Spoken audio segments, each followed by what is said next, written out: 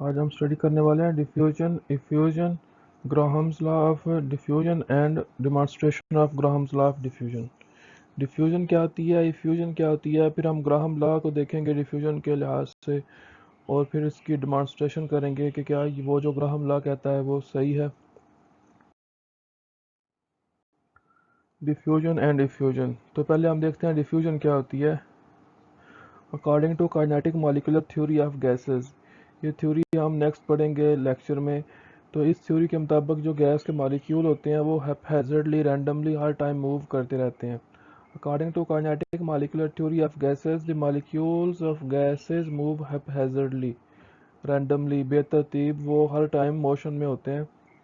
They collide among themselves and collide with the wall of the vessel and change their direction, वो आपस में टकराएंगे, जिस container में उनको बंद किया हुआ है उस कंटेनर से टकराएंगे और उनकी डायरेक्शन चेंज होती रहेगी। In other word the molecule of gases are scattered after collision, दूसरे लफ्ज़ों में कि जब गैस के मॉलिक्यूल आपस में टकराएंगे या वॉल ऑफ कंटेनर से टकराएंगे तो वो बिखर जाएंगे, स्कैटर हो जाएंगे, उनकी डायरेक्शन चेंज हो जाएगी।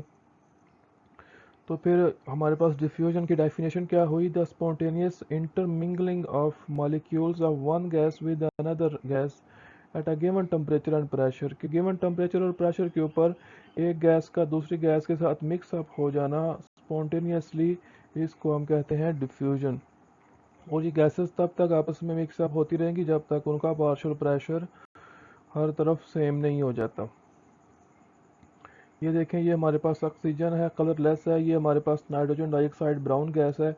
जब इसकी ये दरमियान से हम पार्टीशन को ख़त्म करेंगे तो ये आपस में डिफ्यूज़ होंगी, और तब तक डिफ्यूज़ होंगी जब तक ये दोनों एक जैसी मिक्सअप नहीं हो जाती, यानी कि ब्राउन कलर जो होगा इस तरफ वाला वो सारे में होमोजीनियस यूनिफॉर्म ब्राउन नहीं हो जाएगा, तब तक ये आपस में डिफ्यूज़ होती रहेंगी।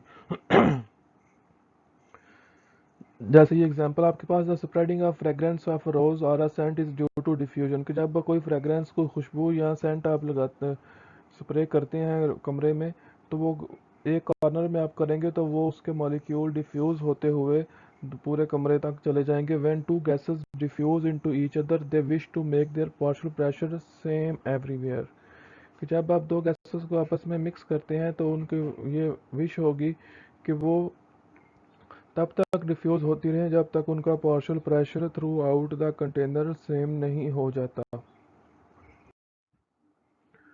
ये उसी वो कंटेनर में जो उसने एग्जांपल लिया, suppose nitrogen dioxide a brown colour gas and oxygen a colourless gas are separated from each other by a partition, when the partition is removed the both diffuse into each other due to collision and random motion, कि nitrogen dioxide brown colour gas, oxygen colourless gas है, दोनों को आपने एक partition से separate किया हुआ है।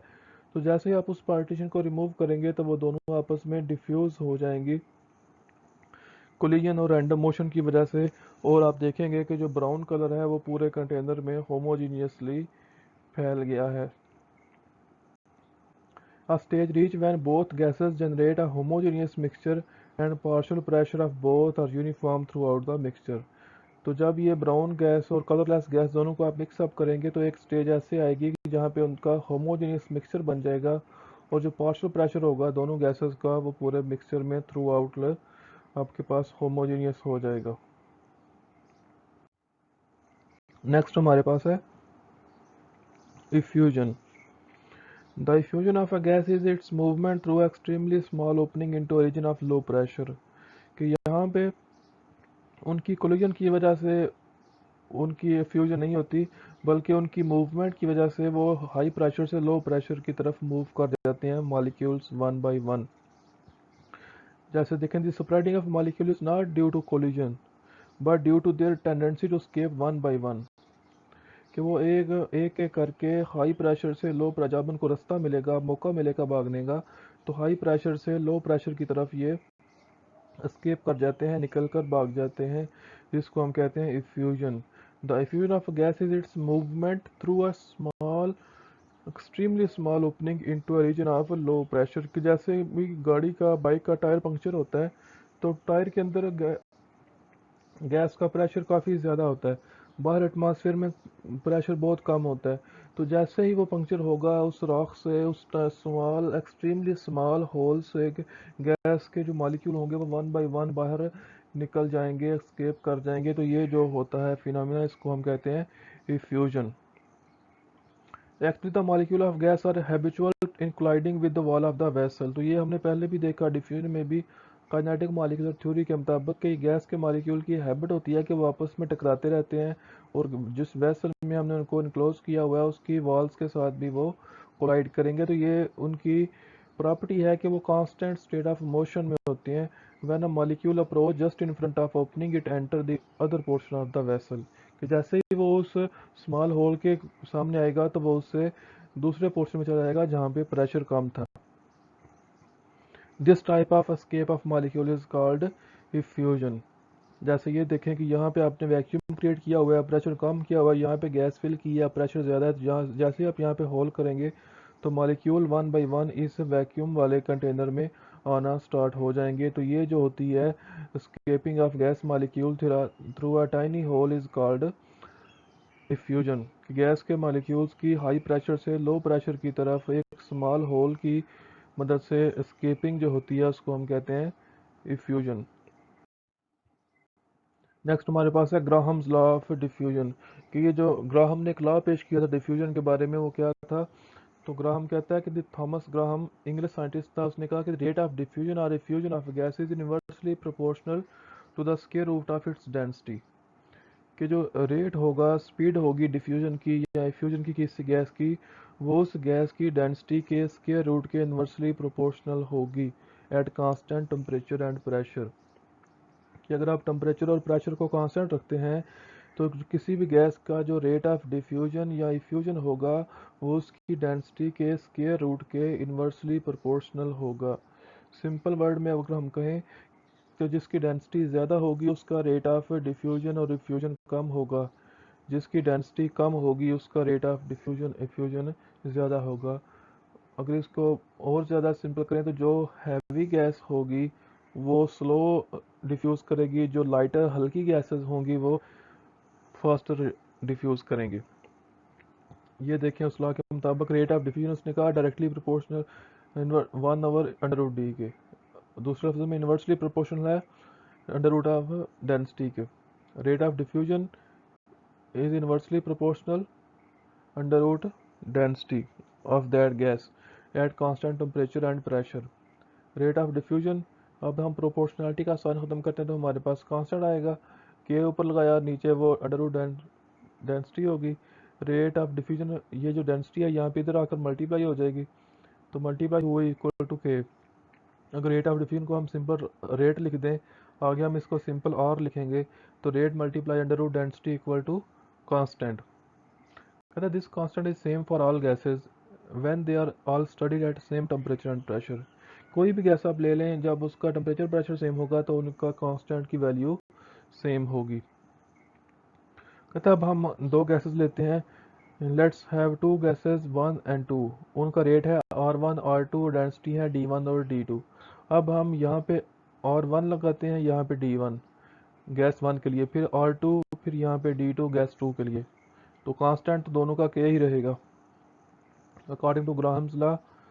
ये आपके पास देखें, ये रेट R1 लिख दिया गैस 1 के लिए, डेंसिटी D1 लिख दी गैस 1 के लिए, फिर R2 गैस 2 के लिए रेट, और डेंसिटी 2 गैस 2 की डेंसिटी। अब हम इन दोनों को आपस में डिवाइड करते हैं, divide the two equation and rearrange.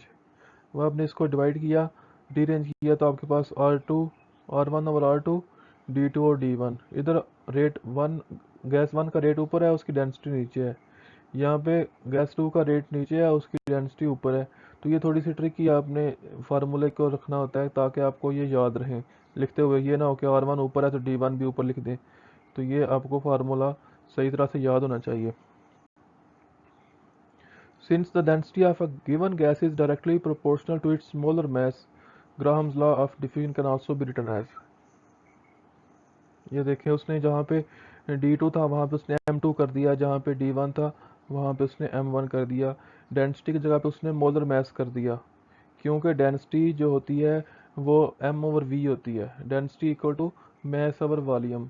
इसका मतलब है डेंसिटी और मोलर मास एक दूसरे के डायरेक्टली प्रोपोर्शनल होते हैं। मोलर मास ज़्यादा होगा तो डेंसिटी ज़्यादा होगी, मोलर मास कम होगा तो डेंसिटी कम होगी। तो हमने डेंसिटी की जगह पे मोलर मास को रिप्लेस कर दिया। उसकी रीज़न ये है कि डेंसिटी आपको एक एक गैस की नहीं याद हो सकती। बहुत मुश्किल है कि आप डेंसिटी को याद करें, लेकिन मोलर मास आपको पता होता है। तो मोलर मास को लगा के आप यहाँ पे मोलर मास तो आपको एटम का पता है, एटॉमिक मास। तो मॉलिक्यूल का आप मोलर मास खुद से निकाल सकते हैं किसी भी मॉलिक्यूल का। तो यहाँ पे मोलर मास लगाएंगे तो आपके पास को उसको रट्टा नहीं लगाना पड़ेगा, डेंसिटी को मुश्किल नहीं होगी। तो ये हम फार्मूला अब यूज़ करते हैं, R1/R2 इक्वल टू √M2/√M1। अब हम इसकी डिमॉन्स्ट्रेशन करते हैं कि ग्राहम ने ये जो लॉ पेश किया है कि कहता है जो रेट ऑफ डिफ्यूजन या अफ्यूजन होता है गैसेस का, वो उनके डेंसिटी के स्क्वायर रूट के इन्वर्सली प्रोपोर्शनल होता है eight constant temperature and pressure. तो अब हम इसको वेरीफाई करते हैं, एक्सपेरिमेंटल वेरिफिकेशन करते हैं, इसकी करके देखते हैं कि क्या वाकया ही ग्राहम लॉ जो कहता है वो सही है। This law can easily be verified in the laboratory by noting the rate of diffusion of two gases in the glass tube।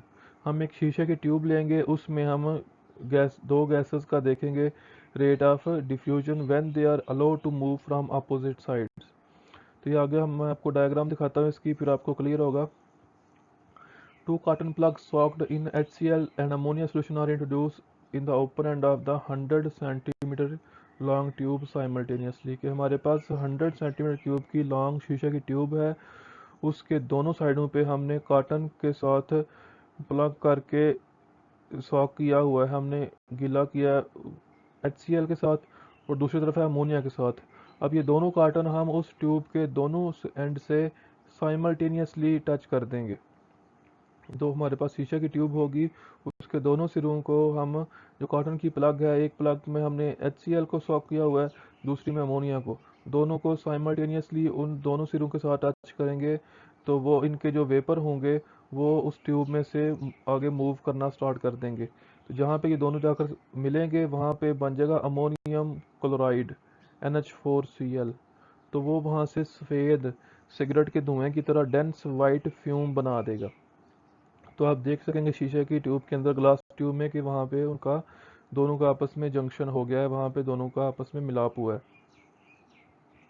HCl molecule travel a distance of 40.5 centimeter while ammonia travel 59.5 in the same duration. They produce dense white fume of ammonium chloride at the point of junction। कि जहाँ पे वो आपस में मिलेंगे वहाँ पे सफ़ेद धुआं बनेगा, white fume, dense white fume बनेंगे। तो आप वहाँ से देख लेंगे दोनों का डिस्टेंस के किसने कितना डिस्टेंस ट्रैवल किया है। ये आगे देखे डायग्राम, देखें ये आपके पास कॉटन ट्यूब है, इधर से आपने HCl को सॉक करके कॉटन प्लग के साथ यहाँ पे लगाया, इधर अमोनिया को, दोनों को आपने साइमल्टेनियसली एक ही टाइम पे दोनों सिरों से आपने ये कॉटन प्लग को इसके साथ इंट्रोड्यूस करवाया। तो इसमें से HCl के वेपर इधर आना स्टार्ट हो जाएंगे और इधर से अमोनिया अमोनिया गैस के वेपर आगे आना स्टार्ट हो जाएंगे।